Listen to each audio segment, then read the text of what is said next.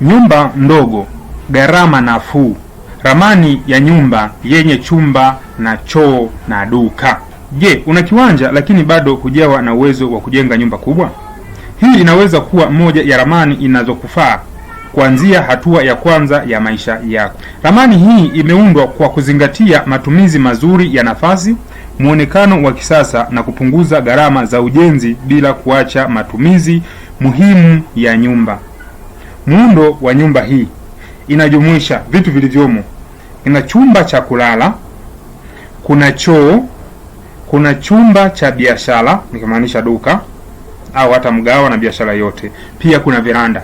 Sasa moja ya sifa ya hii nyumba ni kwamba choo kilichopo kina access, yani kinakuruhusu ukiwa chumbani kwako kulala kwenda chooni moja kwa moja bila kutoka nje, na ukiwa dukani kwako unaweza kwenda moja kwa moja chooni bila kutoka nje. Hata wateja waliopo ofisini kwako hapa unafanya biashara wana uwezo wa kwenda hicho choo bila kuingiliana na vyumba vingine vya aina yoyote.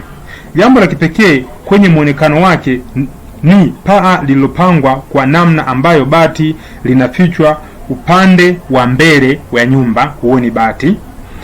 Upande wa kushoto wa hii nyumba, huo ni bati, na upande wa kulia wa hii nyumba, huo ni bati. Bati linaonekana zaidi upande wa nyuma ambako maji ya mvua yanamwagika. Na mapaa ya aina hii yamekuwa maarufu sana kwa sasa na tumekuwa tukiita contemporary, na wengine wameenda mbali zaidi wanaita mijengo ya sheri.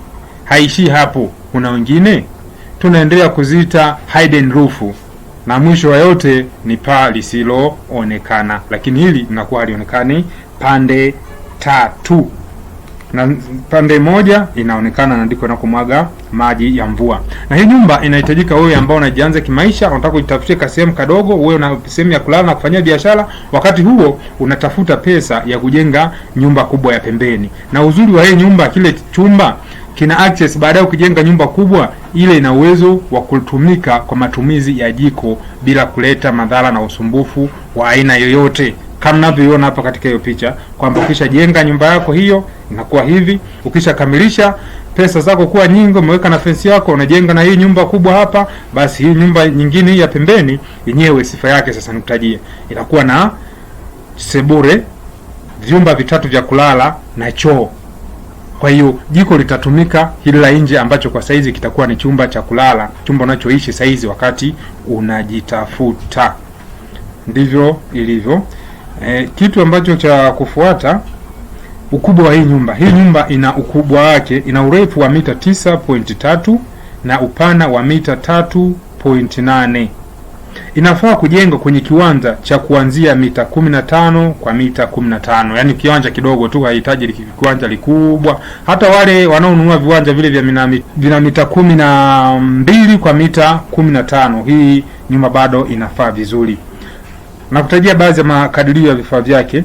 Inatumia mifuko ya simenti 47, inatumia tofali za broko 2000, inatumia nondo za milimita 12 pc 12, inatumia bati za futi 10 pc 16. Kwa maana kwamba yule mtu anayekuwa anaezeka bati za geji 30, ina maana hii ni bando moja tu, kwa sababu bando moja zipo 16. Kwa hivyo inakuwa imeshatosheleza hiyo bando moja. Ramani hii imepewa namba MNT 210726.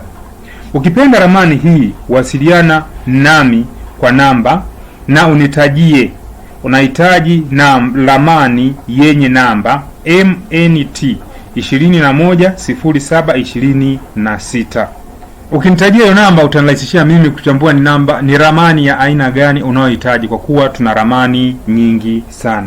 Pia tunatengeneza na kuuza ramani mbalimbali za nyumba kulingana na mahitaji yako, ukubwa wa kiwanja chako, idadi ya vyumba na bajeti yako. Mjenzi wa Nyumba TZ tunapatikana kwa ajili ya ushauri, ramani za nyumba za kisasa na huduma mbalimbali za ujenzi. Wasiliana na sisi kwa simu namba 0712 937090.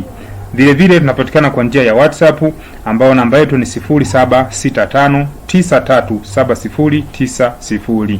Mjenzi wa Nyumba TZ, nyumba bora hujengwa na fundi bora. Asante kwa kunisikiliza. Naomba uweze kusubscribe, kulike, comment na kushare video hii ili watu wengi waweze kuiona hii ramani. Shukrani.